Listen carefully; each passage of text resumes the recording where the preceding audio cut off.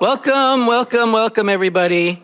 I am Roger Gilbert. I am the interim co-director of creative writing at Cornell. First of all, please do silence your cell phones. Very important that we not have any unexpected weird ringtones going off. Cornell University is located on the traditional homelands of the Gayakono, the Cayuga Nation.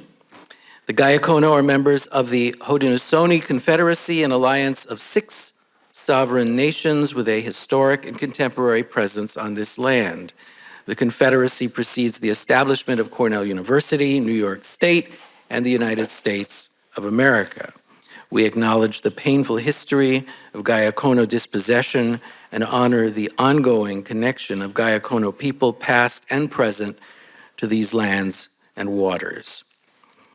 As you can see, books are available for purchase. Thank you to Buffalo Street Books for being here and helping us to make sure that everyone who wants a copy of our guests' work can get one. And we will be having a reception and book signing. I mean, this is an incentive, of course, to get a book. If you don't have one, you can have it signed by Garrett Hongo at the reception after the reading, which will be taking place in the English Lounge upstairs, for those of you who haven't been there, but I think most of you probably have. And at this point, I would like to invite Hannah Weiderman to come up to the podium to introduce our reader today.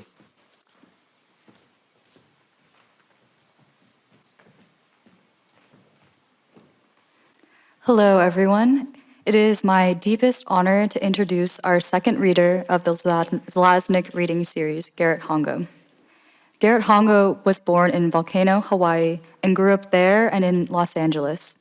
He earned his BA from Pomona College and his MFA from UC-Irvine.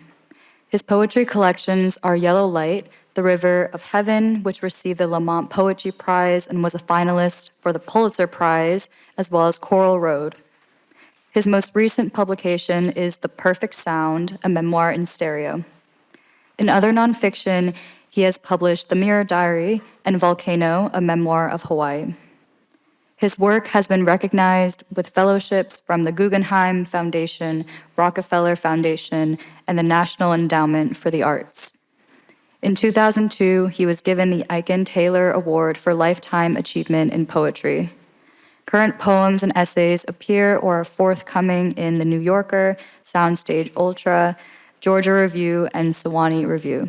He is a distinguished professor of creative writing at the University of Oregon. When reading Garrett Hongo for the first time, I was enthralled by his deep engagement with place and sound. In his newest memoir, he details his awakening to the sonic world through a collection of details beginning from the natural world and extending to labor and then religion.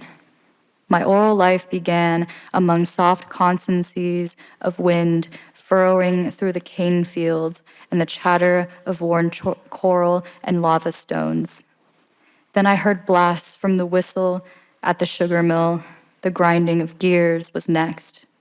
On Sundays, I heard the flat bang of a Buddhist gong. With a deep devotion to both sound and narrative, Hongo is a master of writing landscapes and place, along with the particularities of lived life. The griefs people carry with them for decades, the histories left to languish, the myths people tell themselves, and the ones people tell about them, the distinct ways in which people dress, talk, and move through the world. Hongo's lines of poetry make me want to stay with them and revel in their images, which unravel like a carpet, revealing piece by piece the larger pattern, one surprise, one joy at a time. In Cruising 99, from his first book of poetry, Yellow Light, Hongo writes, or maybe it's actually weather we love most, the way it shifts and scatters over the state, like radio waves bouncing off the face of the moon. The intimacy and beauty, sense of expansion and radiating peace, and switch to the sonic within this image has stayed with me a long time. Within the Mirror Diary, Hongo states, ultimately, the line has to be not simply a unit of measure, but a unit of feeling. Hongo's lines have this underlying current of energy and movement, as evidenced in the poem The Pier in the River of Heaven. I had no heart, I felt nothing, could think only that I didn't believe he died. So close to making it through, retirement just around the 2-year corner, like a beacon cutting through the gray present, the best moments of our friendship, silent as the burst of yellow light, like a brush fire catching in all the windows up the far west-facing shore at sunset. I read this particular poem again and again, particularly these lines. Such a picture of devotion, the straight-spoken beginning, the images juxtaposing present and future, tender light and violence of fire, sound and silence, unable to settle in a single landscape in a way that follows grief, flush with the engine of love, constantly reaching for someone no longer there. Hongo's poems reach and expand, they mourn, they pour out joy, they quest, searching for places, peoples, and history lost. Through his work and teaching, Hongo has created his own poetic, archival space for Asian Americans and those who did not have a place in literature or access to their own history. Who has the right to imagine what deserves to be preserved? Hongo's work in memoir and poetry expanded this notion, and I'm honored to call Garrett Hongo a literary ancestor, someone to thank and be inspired by. Please join me in giving him the warmest welcome.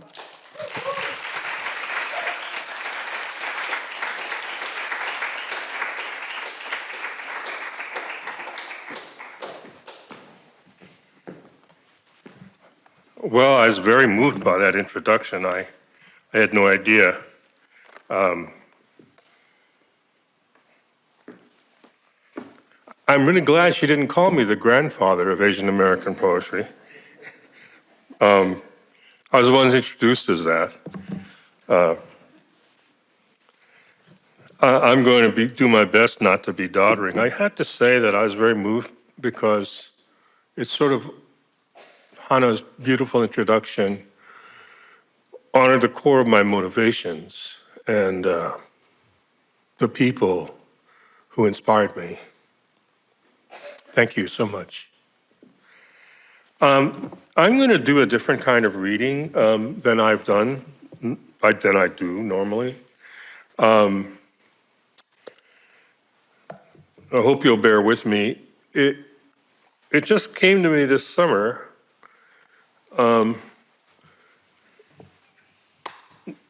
that as a practitioner of the egotistical sublime, I'm just full of myself too much.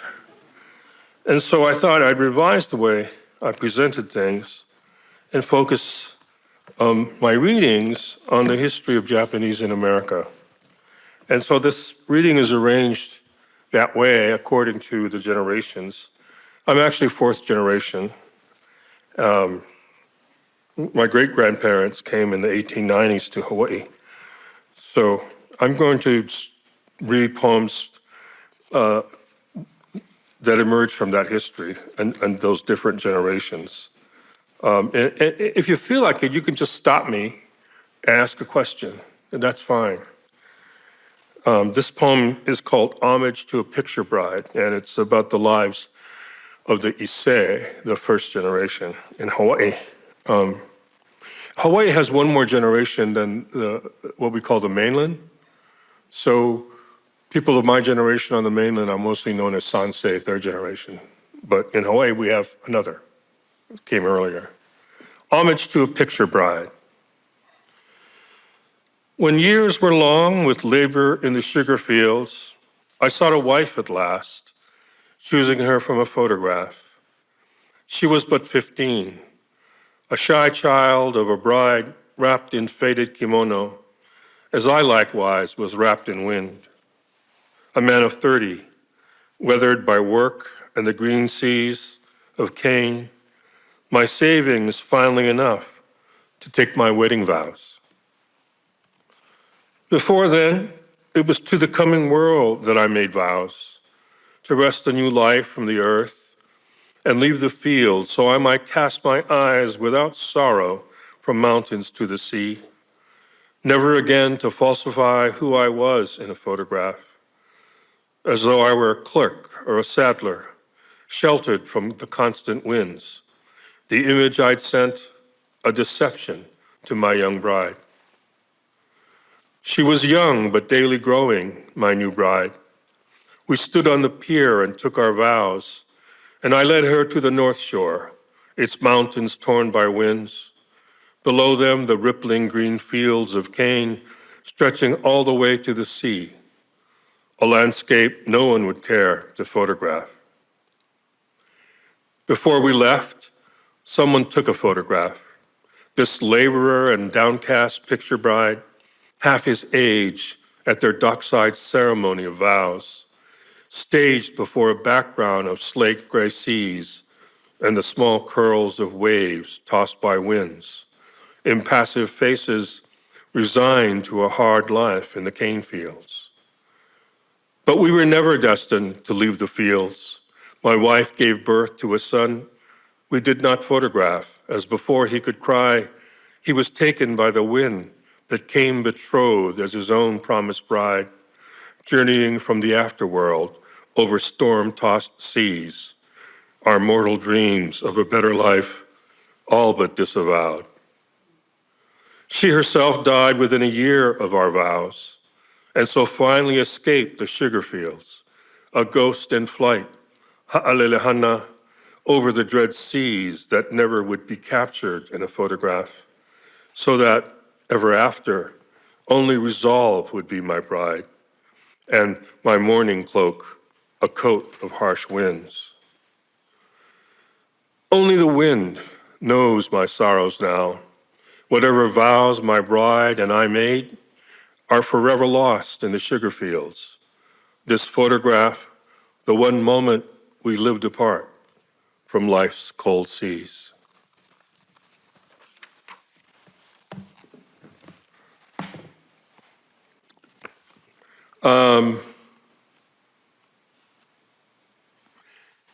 Many people outside of Hawaii, and even in Hawaii, don't know that there was a flourishing of American blues before the hotel music scene took over after the gentleman's agreement of the 19 teens and into the 1920s.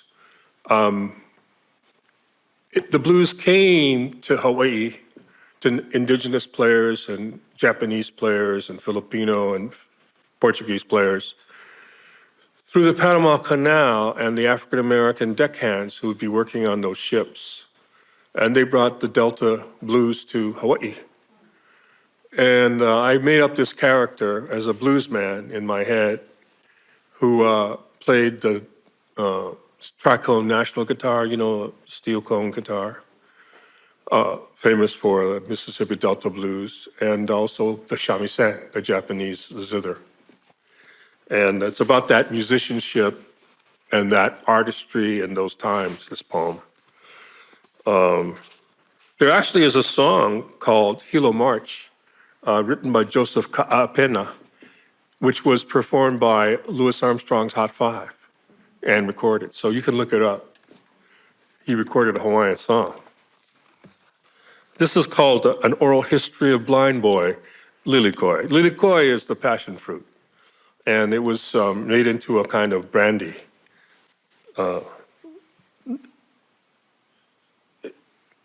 You can get it, but you have to know somebody. I came out of Hilo on this island of Hawaii, lapped steel and dobro like outriggers on either side of me, shamisen strapped to my back as I went up the gangplank to the city of Tokyo, running inter-island to Honolulu in the big pink hotel on Waikiki, where all the work was back in those days. I bought a white linen suit on Hotel Street as soon as I landed, bought a white Panama too, and put the jack of diamonds in my headband for luck. Of my own, I only had one song, Hilo March, and I play it everywhere to anyone who would listen, walking all the way from Aloha Tower to Waikiki, wearing out my old sandals along the way. But that's okay. I got to the banyan tree on Kalakaua and played for the tourists there. Bartenders didn't kick me out or ask for much back. Zato no bozna. I would put on a dark glass and pretend I'm blind. I play the slack key, some hula, island rag, and make the tourists laugh singing Hapahaole song, half English, half Hawaiian. Come sundown though, I had to shoot. Contract entertainers would be along. And they no like manini like me, stealing the tips, cockroach the attention. I ride a trolley back to Hotel Street and Chinatown End, change in my pocket, find a dive on Mauna Kea and play Changalang with the Portuguese, Paniolo with Hawaiians, slack key with anybody, singing harmony, waiting for my chance to bring out the shamisen. Hardly ever was. Japanese people no come to bars and brothels like before. After a while, I give up and just play whatever, dueling with ukulele player for fun, trading lick make ass, practicing that happy-go-lucky all the tourists seem to love. Smiling no good for me. I like the stone face, the no emotion go show on the face, all feeling in my singing and playing instead. That's why Japanese styles suit me best. Shigin and gunka, ballad about warriors and soldiers' song in Japanese speech. I like the key. I like the slap and chito-san of shamisen. I feel like I galvanize and the rain go drum on me, make the steel go ring inside. That's when I feel, you know. That's when I write. That's why me, I like the blues. Hear him first time from one Colombo seaman from New Orleans. He come off his ship from Hilo Bay, walking downtown in front S. Hata General Store, on his way to Manono Street looking for one crap game or play card or something. I sitting barber shop, doing nothing but reading book. He singing, yeah? Sounding good but sad. And then he bring his funny guitar from case, all shining metal with puka holes, just like one poinsettia spidering over the box. Make the teen kind sound, good for vibrate. Make the kind shake in a bone sound, like one engine in a blood. Penetrate. He teach me all kind song. Field holler, he say, the kind slave gun used for calling chara from field to field. Just like cane workers, and rag, and march, and blues, all make up from this black bugger from Yazoo City, up river and a ways, the bluesmen say. Spooky, no can forget. That's how I learned for sing.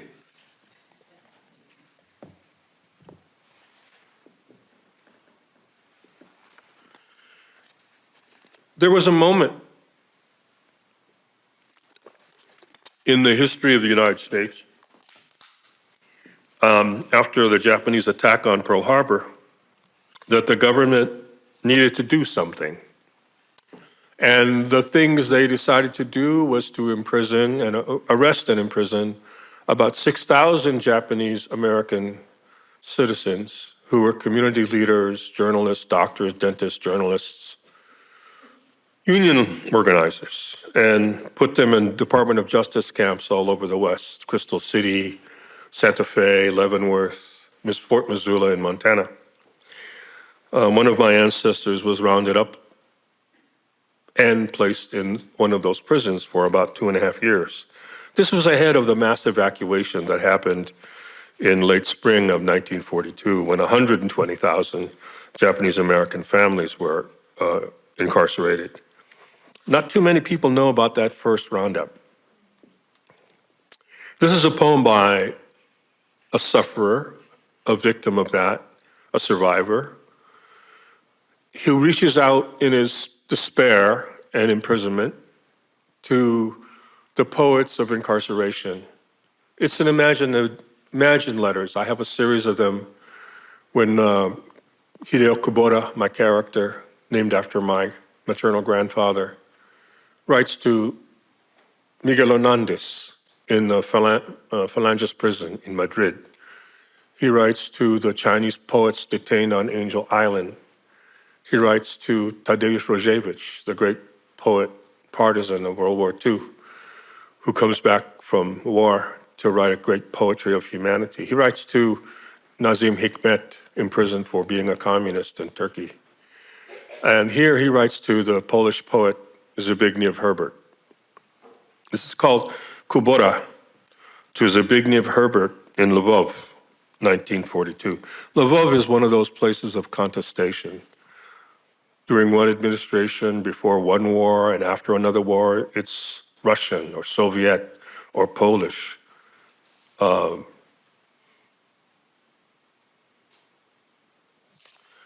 1942, as Lvov was being seized by Nazis while you labored diligently by day as a quiet feeder of lice in a virus lab, and join your heart to the resistance that would rise in Warsaw. My own country's agents had already taken me from my home in Laie, placed me in a jail cell in Honolulu, and interrogated me for days.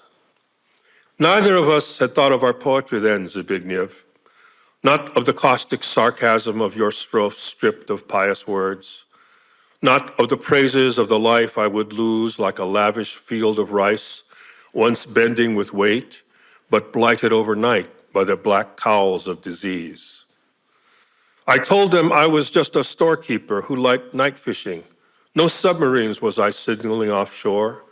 Nothing but schooling fish did I hope would come to the sputtering lights of my torches that I stuck in the sand like stakes for growing beans in my family garden. The ocean knew my intentions, lapping softly at my knees, curling in kind, foaming waters around the bones of my bare feet. And the winds knew of my poverty, sending me a cloudless night sky, stippling the lagoon with stalks of red flames. But my government questioners cited my language was the enemy's, my academy in Hiroshima a military school, my citizen's heart black as diesel.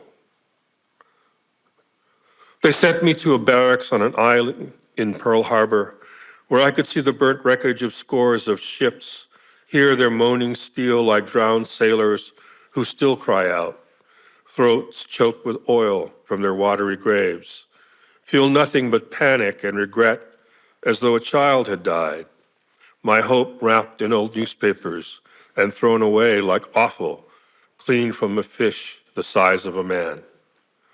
Then to a ship bound for Oakland, and by train and truck with men like me, Japanese all, to Fort Missoula, and a cold wind like a dull razor scraping across my stubbled face.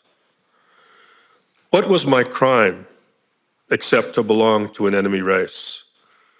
Why can they not see that I love, like them, the promise that is this land like a wife to whom we have sworn only faith and practice devotion?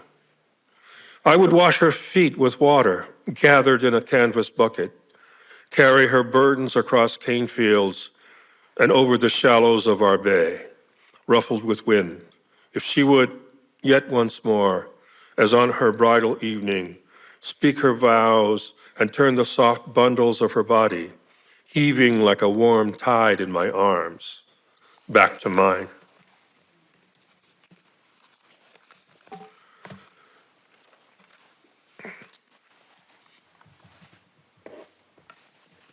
I have an early poem from my first book dedicated to the Issei of the mainland, whom I learned from when I was quite young, their stoicism, their resolve, their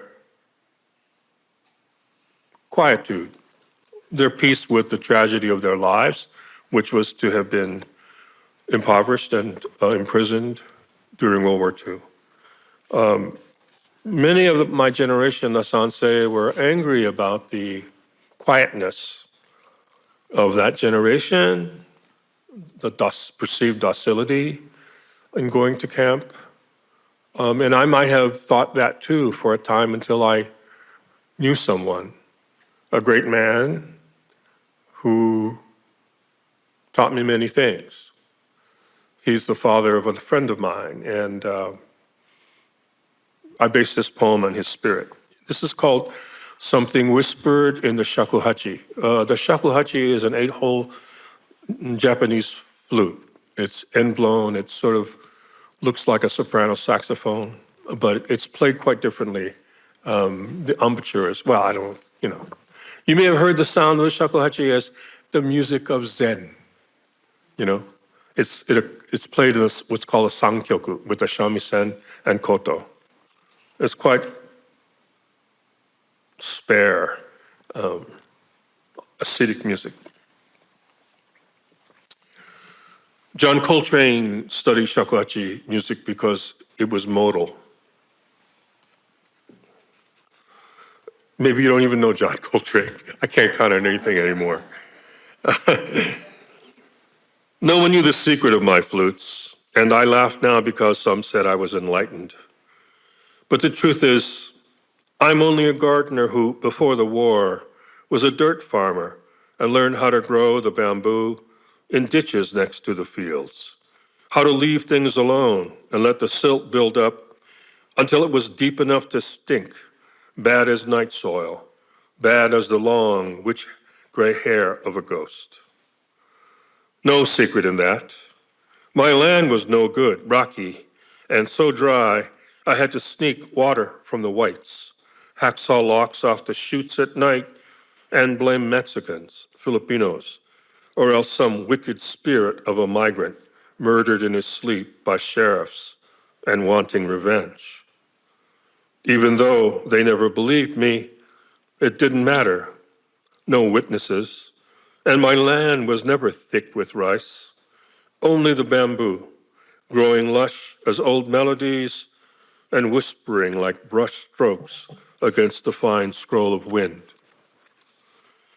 I found some string in the shed, or else took a few stalks and stripped off their skins, wove the fibers, the floss, into cords I could bind around the feet, ankles, and throats of only the best bamboo.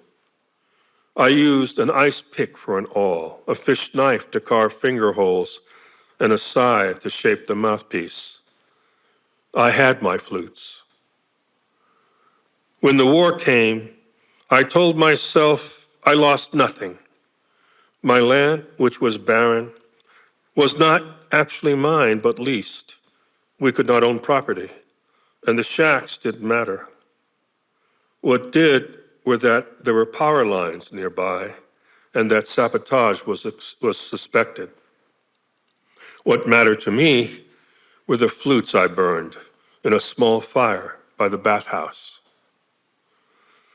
All through relocation, in the desert where they put us, at night when the stars talked and the sky came down and drummed against the mesas, I could hear my flutes wail like fists of wind whistling through the barracks.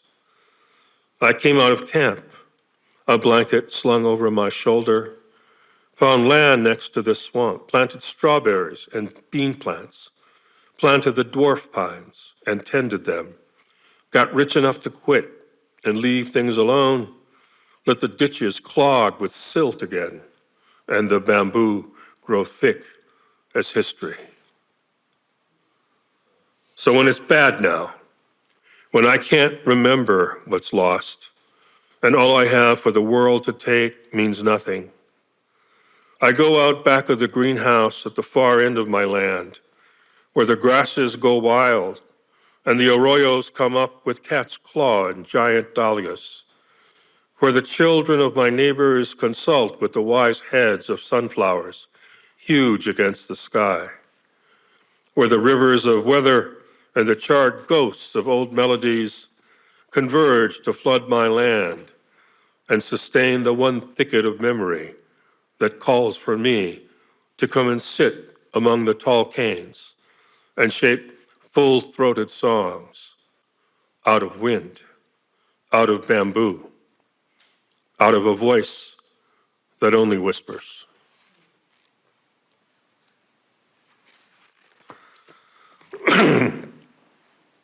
As I said, I'm fourth generation. After the death of King Sugar in the islands, my folks decided to move to Los Angeles to seek a different life. They were plantation people. And so Honolulu, kind of has a pedigree if you're Japanese American. And if you're from the plantations in those days, you didn't have entree. So they figured they'd just leap and come to California. This is a poem in homage to that leap that my parents took. And it's about my mom coming home from work in downtown LA, in a district that's now called Koreatown. And back then it was known as Midtown. And it was very multi-ethnic, as they say. Everybody was there. Children of the second migration from the South, Korean Americans, Chicanos. Those are my schoolmates when I was in elementary school. This is called Yellow Light. One arm hooked around the frayed strap of a tar-black patent leather purse, the other cradling something for dinner. Fresh bunches of spinach from a J-Town Yaya, sides of split Spanish mackerel from El Viso's, maybe a loaf of Langendorf. She steps off the hissing bus at Olympic and Fig, begins the 3-block climb up the hill, passing gangs of schoolboys playing war, Japs against Japs. Chicanas chalking sidewalks with the holy double-yolk crosses of hopscotch, and the Korean grocer's wife, out for a stroll around this neighborhood of Hawaiian apartments, just starting to steam with cooking, and the anger of young couples coming home from work, yelling at kids, flicking on TV sets for the Wednesday night fights. If it were May, hydrangeas and jacaranda flowers in the street-side trees would be blooming through the smog of late spring. Wisteria in Masuda's front yard would be shaking out the long tresses of its purple hair. Maybe mosquitoes, moths, a few orange butterflies settling on the lattice of monkey flowers, tangled in chain-link fences by the trash. But this is October, and Los Angeles seethes like a billboard under twilight. From used car lots and the movie houses uptown, long silver sticks of light probe the sky. From the Miracle Mile, whole freeways away, a brilliant fluorescence breaks out and makes war with the dim squares of yellow kitchen light, winking on in all the side streets of the barrio. She climbs up the 2 flights of flagstone stairs to 201B, the spikes of her high heels clicking like kitchen knives on a cutting board, props the groceries against the door, fishes through memo pads, a compact, empty packs of chewing gum, and finds her keys. The moon, then, cruising from behind a screen of eucalyptus across the street, covers everything in sight, in a heavy light, like yellow onions.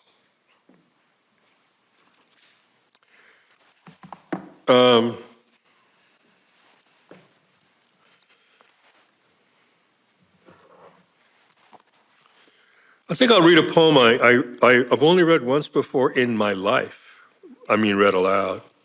It's a poem about my father, who was like a day laborer, then an electrician, then a construction worker, a guy just to make a living for his family. And I imagine him taking a lunch break, which he could never do. He goes to a restaurant, which he could never do. And the restaurant is an old one in LA in what's called Japanese Town, J-Town, on First Street.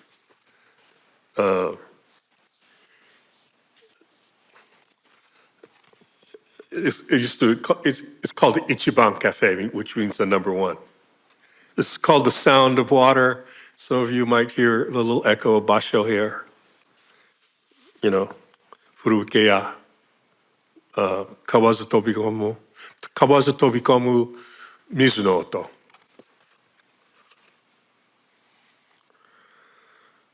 At the #1 cafe, waiting for his lunch of boiled noodles and sliced fish cake, a 30-ish man smoking his Chesterfields down to the filters is sorting through his worries, thinking about the deductible on his dental coverage and deciding for the moment that he might sacrifice an aching molar to the impassive gods of industry and conspicuous consumption. Floor mats, he sighs, blowing smoke like a bad valve. Brand name shoes, his chant against the 50s and the marketing techniques of Sears Roebuck. He rubs chin stubble with the back of his hand, hitches his unbelted work jeans, and gazes through smoke-blued light at the picture calendar, lightly flapping above the booth opposite his own. He sees himself as a priest of distinction, strolling the swept grounds of the Golden Pavilion, glossing a sutra passage on the benevolence of Shakyamuni, composing a lecture on the Dharma, and adjusting his robes as he ducks under the green curtain of the willow tree, rustling its prayer beads in the wind. The screen door bangs in the back by the kitchen, the cook's iron spatula rings on the griddle, and he could be the enormous flag-spotted carp hovering in the green murk of the lily pond, surrounding the temple, where the priest, inattentive for once, stumbles in his wooden shoes, losing his footing on the rock bridge, tumbling, sleeves, spinnakered arms reaching out for balance, elaborate robes full of wind, sidelong into algae lotus waters, glimpsing the mixed clown colors and dull, gown-like swirl of white fins and tail, the moment before a face, not unlike his own, rises through pond scum and 10,000 years to deliver him its wordless message in the cold slap of his hands against flat water. Lunch arrives, steaming in its porcelain bowl, another culture-bound composition and splashes of green and pink and glutinous white, brown morsels of pork arranged rock-like in the small pond of broth. What is it now that matters, that rules the mind? Not the thin layer of grease and cigarette ash on the green Formica counter, not the platters crooning from the tremulous jukebox, and not the concrete gray or sprouting tatters of his t-shirt. Money is nothing. His bills and labor are nothing. And the heat outside, over 100 in the shade for the third straight day, is nothing. There is only the vague, listless hum of an electric fan as it lashes and purrs like an exhausted bird trapped in the rusting wire of its cage, and the small babble of voices talking and making orders as customers enter and leave with a jingle of change, and before him, brimming in its spoon of red dragons, the passionless sound of water, undulant, concentric, lapping its way from a mindless center to the bone-white rim. My father was a daydreamer, so that's a poem I wrote for him.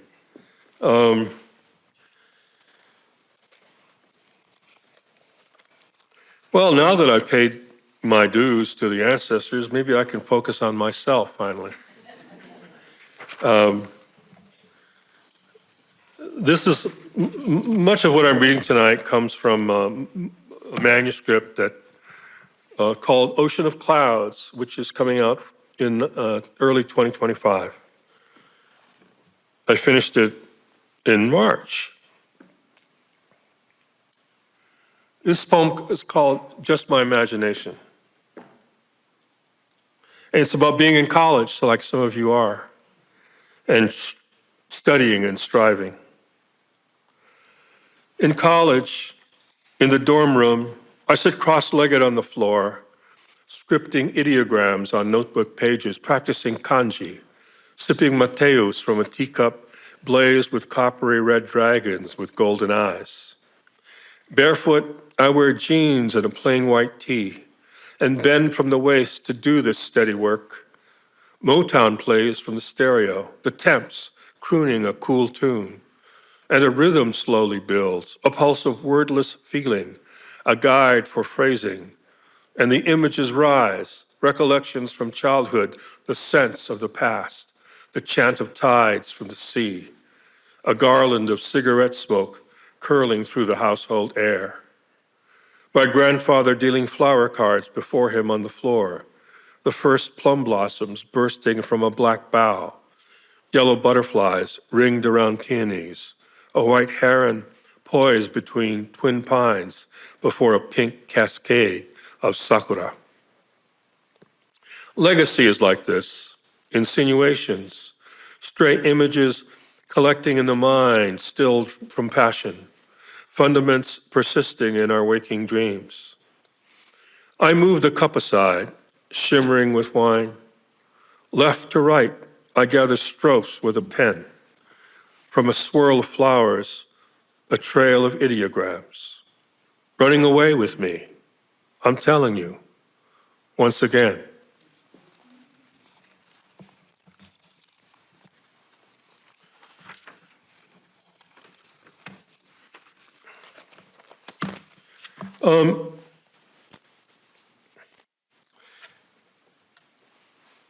I'll read another student poem. I had a great teacher. I had many great teachers. What can I say? One was the poet Burt Myers, whose posthumous works, his collected works, his selected works just came out recently due to a revival, now almost 30 years after his death.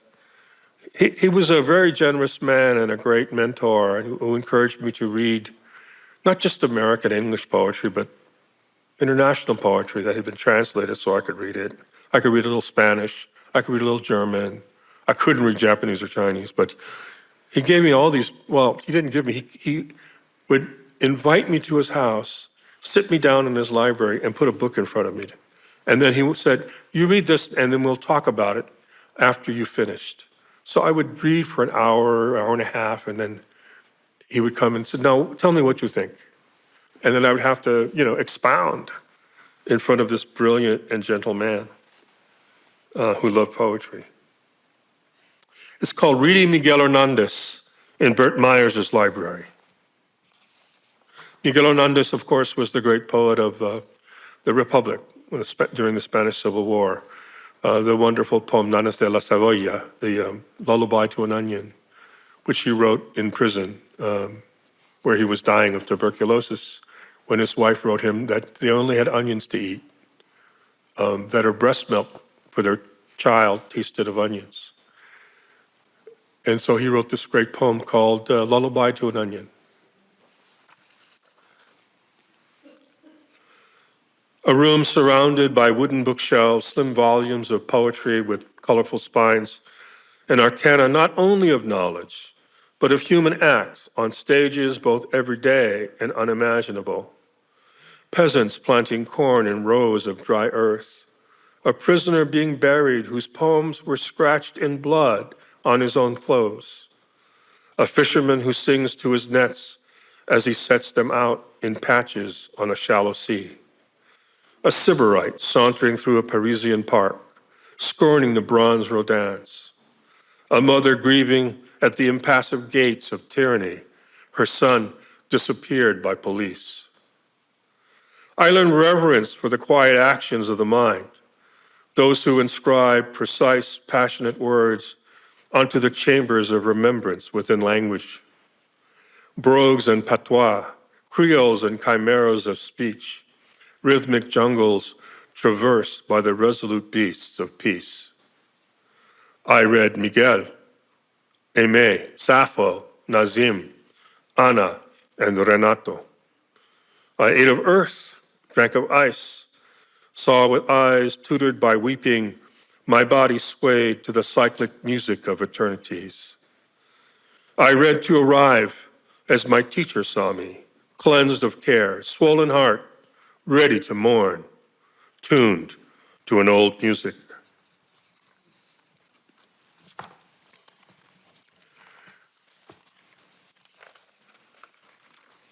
I had another teacher. In fact, I had him when I was 14. I used to take a bus from Gardena, where I grew up in South Bay, LA, which was largely Japanese American, to Watts, where there was a poetry workshop at the Watts Writers Project, taught by African American poets, And, it was like a summer class, The teacher was Quincy Troop, the great biographer of Miles Davis. And his opposite was Stanley Crouch, who wasn't allowed to teach, but who would expostulate and expound at a coffee shop called What's Happening. And Stanley was a great talker and a singer and a raconteur. And we kids, we were all like 14, 13, we would gather at Stanley's feet just to listen to him talk and insult people. Quincy among them. It was really funny, And they would do like slam battle. I guess it would be called rap battle today, mocking each other. It would be way fun.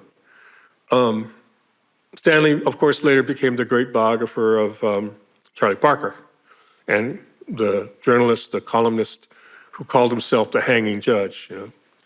A lot of people think of him as a retro or a neocon because he's very critical of a lot of African American writers. But you have to remember that he's from LA. He's just, as we say in Gardena, Yancha. He's contrary, independent, opinionated. What is that guy on ESPN, Stephen Smith? Is that his name? He's kind of like that. He's entertaining. Before he died recently, I went to visit him. One of his students was Wynton Marsalis, the leader of the Lincoln Center Orchestra, jazz orchestra. Stanley was a student of Albert Murray, for those of you who know African American Culture and Society. And in a way, a disciple of Ralph Ellison, he considered himself. He was my teacher in college, too. He taught American literature, a course called The Hunt, about Melville and Hawthorne. Anyway, this is Stanley when he was ill. Watching Turner Classics with Stanley Crouch at the Hebrew home, Riverdale. I've come from a continent away to your semi-private room at the Hebrew home here in Riverdale on the Hudson. I'm told Wynton has provided for you, that your ex still comes every other week, bringing news and fussing you, that you speak but your timing's off, slowed, that you still talk girls but slurred. I come in homage to see an elder, my mentor in jazz and arrogance, the man who taught me fight was love sometimes, leather was cool, shades was cooler, that blood rules a heavy step, a muscular tread that shook the floorboards with each cock-of-the-walk strut up the aisle of a theater, arriving late, commanding attention, barking out the rules of a black aesthetic, a carny or corner man with his bandages and spit cup, patching up the pain, cuts and wounds with words from Langston Hughes. You spoke with the rhythms, melodies of the barbershop, your argumentative stance demanding drama in any voice that may have started with a rasp, but then elevated into soft strophes like Lester's saxophone, flowing a sideways tune, lifting his axe near horizontal, a smooth sachet of persuasion, street corner sophistry that convinced light was from God's and liberation came from words. Cinque, Amistad, Benito Sereno, Poeta Nueva York. I first heard you say, who told me a black man and a white one looked the same down a street in Harlem 100 yards away. They both have the rhythm of jazz in their step, the beat of the street, the same pace, the flavor of motion, you said, or they both be dead. It's culture that brings us the game. It's bullshit mounds us apart. We are sons of Cain, one in the same homes, and seek a mutual ancestral heart. Post-war, it was television and movies push the Negro to demand desegregation, you suddenly state, your eyes still on a TV screen where Barbara Stanwyck in salon curls washes dishes in her kitchen, and Fred McMurray in a suit, his hat cocked back, dandles a cigarette, noirish from his lips. He sat at her table, a newspaper in his hands, clueless as every day, humdrum, at a point before the fatal kick of the plot. Afro-Americans could see another way, moving pictures, the revelation, and they wanted it, got off sharecropping and moved their ass north. It was TV started us on the path to Brown v. Board of Education. Then you spun out a chorus of classic riffs, extended tropes and filigrees of rhetoric ornamenting your speech, a shattered voice rising to an airy tenor range before you quit, your eyes gone flat, you suddenly stone silent as I stood, heart kicked, amazed like that.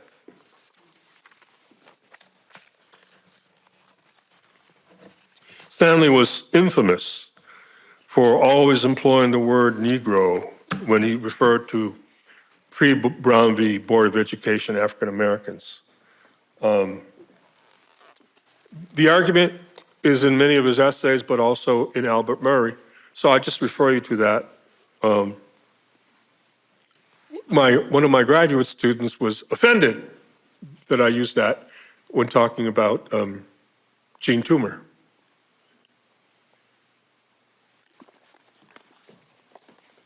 I didn't explain the rationale, and that was my fault. Well, I think I'll just read a couple more. Let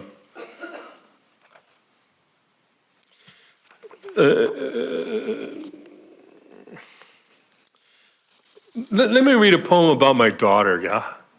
She's 18 years old, a senior in high school, and she's really thinking about applying to Cornell. And, who knows if she'll get in because she says it's like 4% acceptance rate. And I said, it's a miracle any of us were born. The odds are at least 10,000 to 1 anyway. She just gives me the stare, you know. This is about us in Hawaii a few years ago. It's called Annalena. She's named after the Annalena altarpiece by Fra Angelico in Firenze.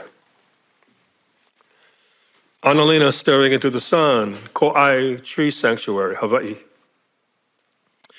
We started amidst woodside clumps of cactus, bearded with soft yellow pine spines, wind whipping at our backs as we climbed through grass and scrub and past a sentinel ie to pause within a waist-high grove of acacia trees, their branches bouncing.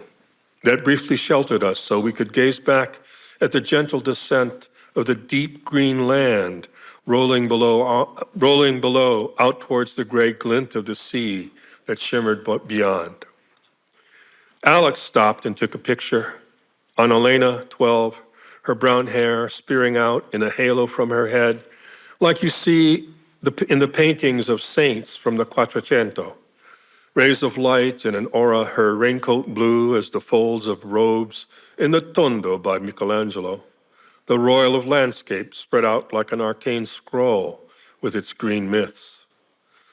She gazed at the yellow zigzag of sun as it broke through an archipelago of slate clouds and made a blaze of script over the sentient slope of lava land. An ampersand or treble clef, it seemed, that morphed into Sosho, a sun shower of ideograms, the billowing calligraphy of words for wind, flowing through grasses of a meadow. I think I'll close just with two poems.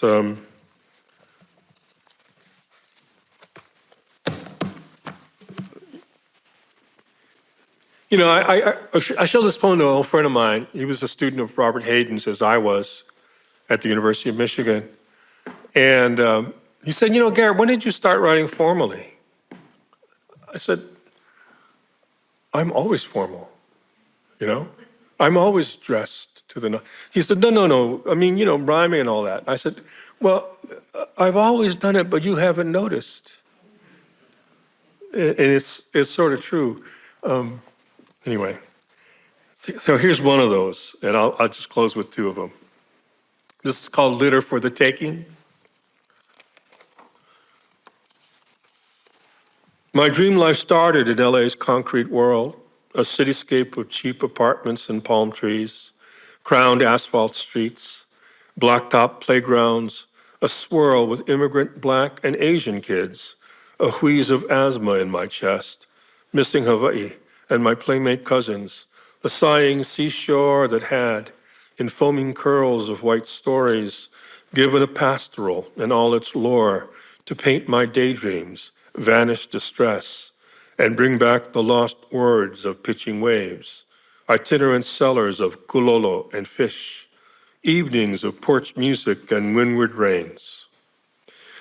I had these the way Muir had his sierras, a splendor alive in all my waking, a green mural of folded cliffs, plumeria blooms on patchy lawns, litter for the taking.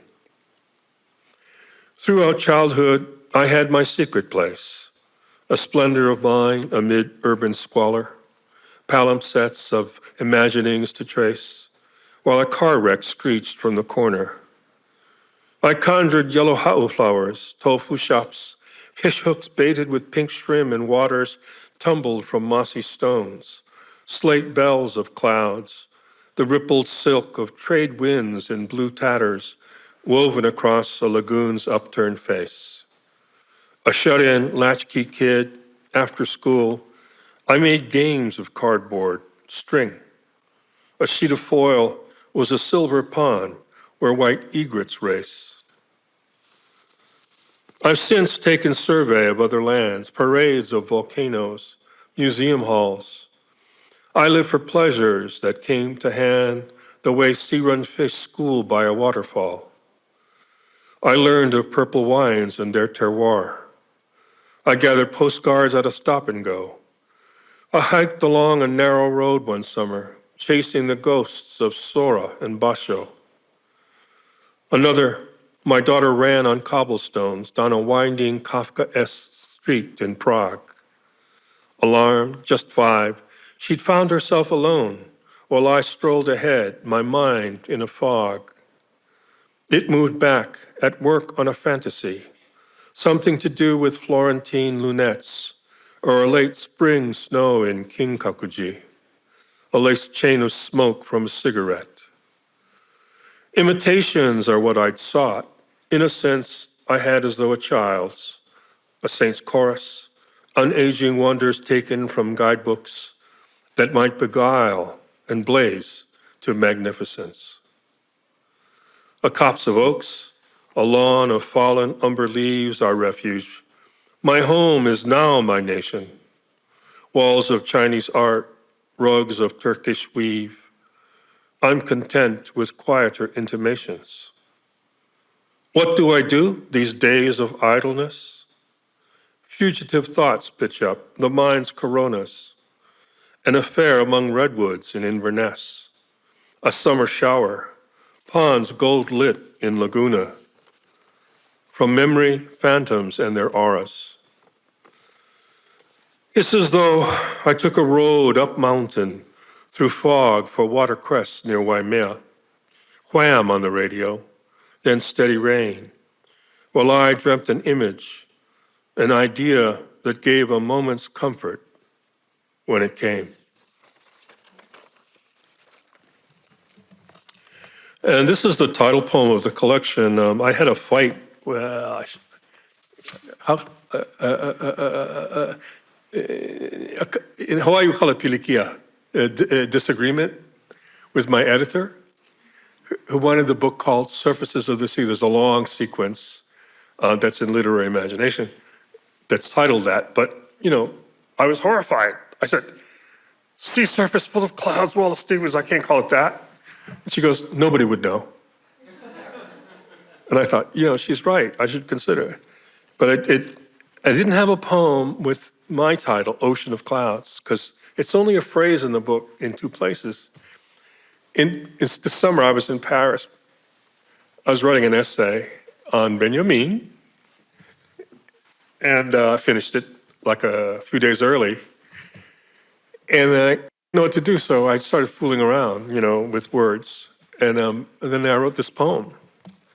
And I didn't call it Ocean of Clouds. I think I call it Spindrift or something from Whitman. I don't remember, something like that.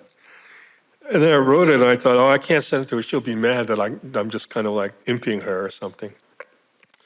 I sent it to some of my friends, David Murrah, Edward Hirsch, and they all loved it. I thought, okay, I'll risk sending it to Deborah, my editor. And she loved it. She goes, that's your title, isn't it? I go, okay, I won. So this is the title. The poem is called An Ocean of Clouds, but I sing for clouds, constant rains, a fern chorus of things forgotten, ginger flowers of sadness my mother bore, enormous hollows of the family's past. My father, the dutiful son, come to run the store by the volcano, called by his father, promising a new life. Its open door that swung shut after barely a year. They left, me still a newborn in their arms, wailing in complaint for the swift travel, headed to Kahuku, the new truck farms, old plantation, and its steel sugar castle. I grew to 6 there, a boy barefoot on dirt and gravel roads, green temple moss by the graveyard. There were shorebirds in suits of slanting rain, a gray-brown surf pebble-tossed, not fit for swimming, a tired sandspit's drift that marked the margin of all our dreaming. And what was that? The green folds of cliffs chanted our imagined names, caught winds heaving an ocean of clouds that piled like sea wrack, muffling the mill's whistle, windrows of rain, gathered upon the mountains emerald stacks, the black crown of the day's celebration. Hidden within the sugar cane, here I first raised my voice in harmless praise. I lifted my eyes to the moon's white sphere and sang a song I hoped would bless all my days.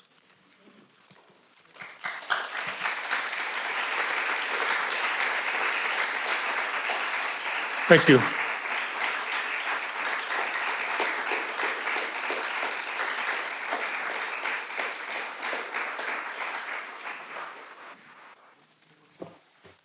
So yeah, we do have time for some questions. I'm happy to do that.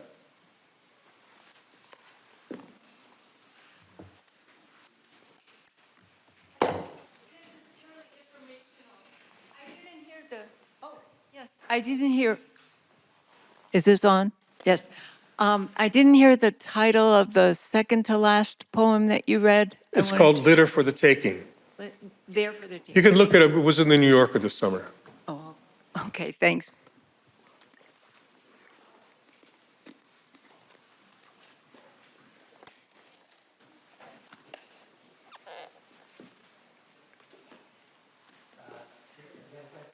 Oh,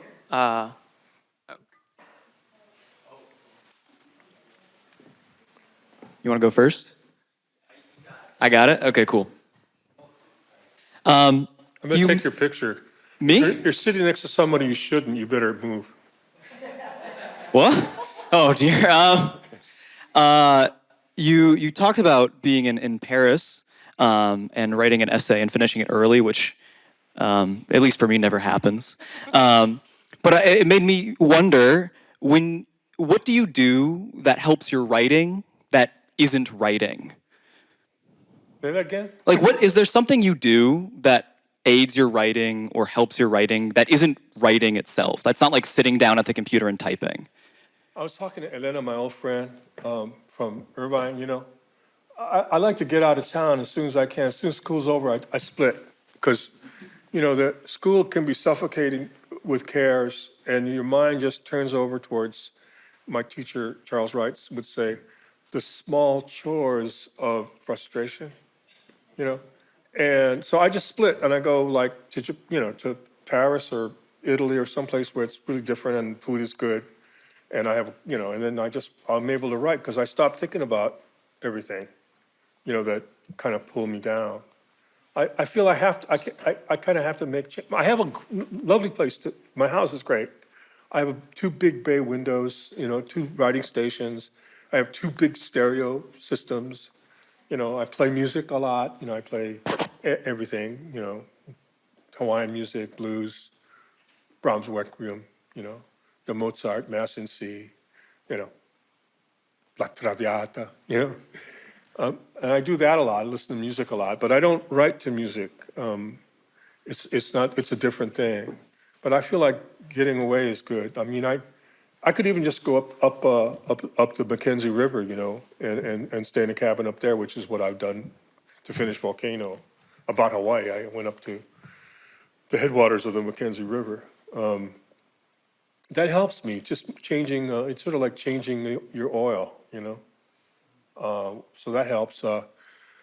Having, good food helps, like, they have really good food in Florence, I was talking about a little tapas fish place near the Duomo that I found with a fresco of Dante. They say it's the first image of Dante in history that they have on the wall. I like that.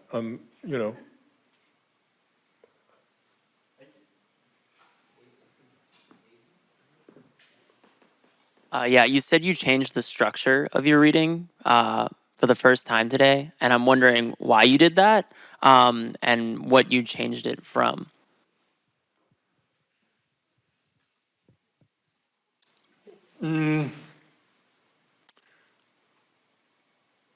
I think it has to do with the relationship to entertainment, the imperative to entertain, that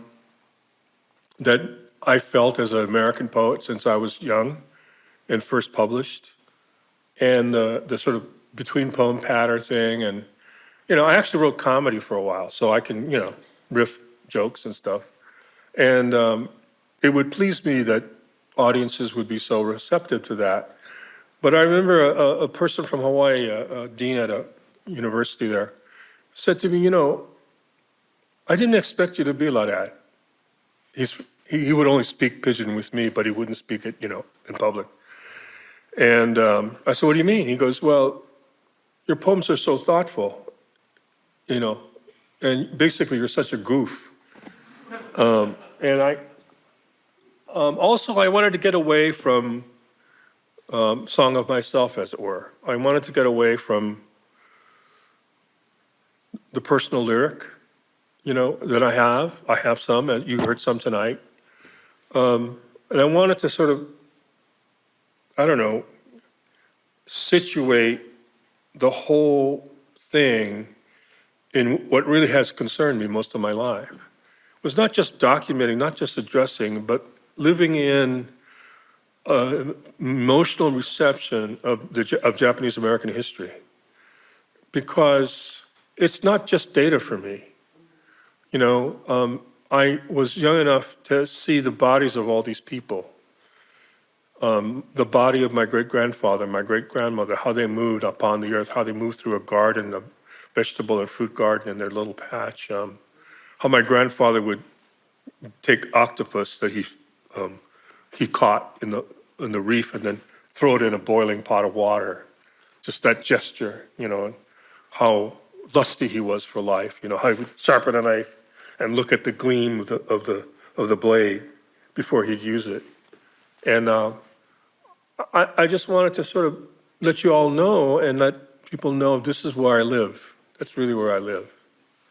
And not be abashed about it, apologetic, or minimizing. You dig? Yeah. And I thought, I'm old now. Time to get serious.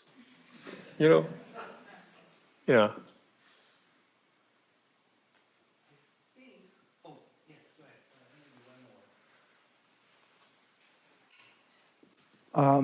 I really enjoyed the poem about your father, And I wonder if you were ever able to share that with him or if he had passed away before you wrote that poem. It's in the book that I wrote after he passed away. I think the book closes with 3 elegies. One that Hana so graciously quoted, called The Peer, about the way he was and who he was to me. An elegy about an anonymous person I saw die in the street in Chicago. And then an elegy for addicts in LA, heroin addicts. My father knew my first book, and he put it on the mantelpiece, so I knew. He was a very taciturn person. And he would always give me little gifts, like when I was in college, he got me the collected poems or the complete dream songs of John Berryman and the collected poems of Robert Frost, because they were in his book club, And he'd just do things like that. He also got me Robert Service, so it was all, Hawaiʻi poetry for him. Means white, Hawaiʻi means white in Hawaiian. And, he supported me. So no, he didn't know the book. It's dedicated to him. And the book begins with an elegy too, called Mendocino Rose. And it's a split elegy. I'll just read it. This is right after he died. He died at the age of 58, while I was still in the PhD program in critical theory at UC-Irvine. Mendocino Rose. In California, north of the Golden Gate, the vine grows almost everywhere, erupting out of pasture land, from under the shade of eucalyptus by the side of the road, overtaking all the ghost shacks and broken fence, crumbling with rot and drenched in the fresh rains. It mimes in its steady cloud-like replicas the shape of whatever it smothers, a gentle greenery trellised up the side of a barn or pump station, far up the bluffs above Highway 1. Florets and blossoms, from the road anyway, looking like knots and red dreadlocks, ephemeral and glorious, hanging from overgrown eaves. I've been listening to a tape on the car stereo, a song I'd play and rewind and play again. A ballad or a love song sung by my favorite tenor, a Hawaiian man known for his poverty and richness of heart, and I felt, wheeling through the vine-like curves of that coastal road, sliding on the slick asphalt through the dips and in the S-turns, and braking just in time, that it would have served as the dirge I didn't know to sing when I needed to, a song to cadence my heart and its tuneless stammering. Ipole manu, he sang, without confusion. I send these garlands, and the roses seemed everywhere around me then, profuse and luxurious as the rain in its gray robes, undulant processionals over the land, echoes in snarls of extravagant color of the music and the collapsing shapes they seemed to triumph over.